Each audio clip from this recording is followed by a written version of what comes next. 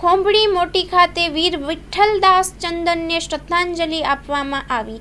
Report by Pankaj Kabira, Nakhatrana, Kutch. આજરોજ અમે સૌ અહીંયા વીર વિઠ્ઠલદાસ વલ્લભદાસ ચંદનના જે 18 વર્ષની ઉંમરે એમ કે ભારતની સ્વતંત્રતા માટેની જે લડાઈ થઈ હતી એમાં મુંબઈમાં શહીદ થયા હતા, એમને શ્રદ્ધાંજલિ આપવા માટે અહીંયા ઉપસ્થિત થયા છીએ।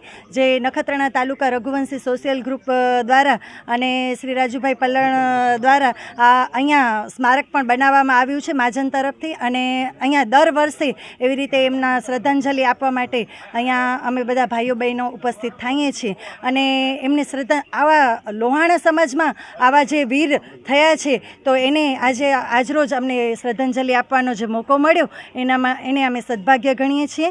અસ્તુ। ભારત માતા કી જય। ભારત માતા કી જય। વીર વિઠ્ઠલદાસ ચંદન અમર રહો।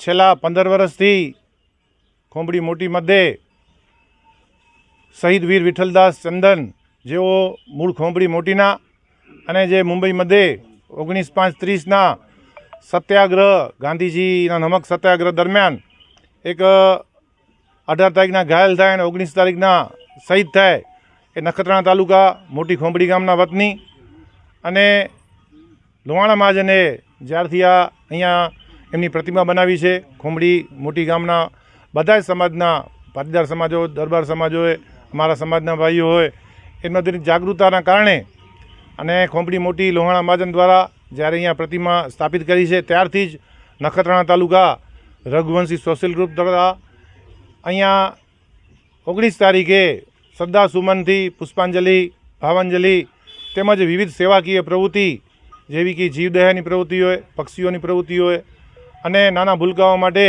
જે 18 વર્ષની ઉંમરમાં શહીદ થઈ ગયો હોય આપણા વીર વિઠ્ઠલ, જે એની યાદમાં આખા કચ્છભરમાં કંઈક ને કંઈક સેવાકીય પ્રવૃત્તિ થતી હોય છે, એ અનુસંધાને આજે આપણે મોટી ખોંભળી માટે આપણે ઉપસ્થિત થયા છીએ। ત્યારે અમારા નખત્રાણા તાલુકાના સર્વે ગામના અમારા મહાજનના પ્રમુખશ્રીઓ તેમજ ગામે ગામથી રઘુવંશી ગ્રુપના અમારા ભાઈઓ બહેનો મોટી સંખ્યામાં અહીંયા ઉપસ્થિત થાય છે। અને ઘણા વર્ષ આપણે નખત્રાણાથી બાઇક યાત્રા પણ આપણે અહીંયા યોજી છે। આજે પણ આવો સુંદર મજાનો કાર્યક્રમ આપણે આ શહીદને યાદ કરીએ છીએ। ત્યારે ફરીને આપણે ભારત સરકારને આપણે યાદ કરાવ્યો છે, ગુજરાત સરકારને યાદ કરાવ્યો છે કે આ જે શહીદને જે નામના મળે એ બાકી છે। અને ખોંભળી મોટી મધ્યે અમે ધારાસભ્ય પ્રદ્યુમનસિંહ છે, સાંસદ શ્રી વિનોદભાઈને, આપણા મુખ્ય વડાપ્રધાન નરેન્દ્રભાઈને અને ત્યારના મુખ્યમંત્રી વિજયભાઈ રૂપાણી અને હાલના ભૂપેન્દ્રભાઈને પણ આ બાબતે અમે જાણ કરી છે। આ ગામમાં મોટી ખોંભળીમાં એનો મોટો સ્મારક બને અને વિવિધ સેવાકીય પ્રવૃત્તિ અમારા સમાજ તરફથી થાય છે અને અમે કરતા રહીશું।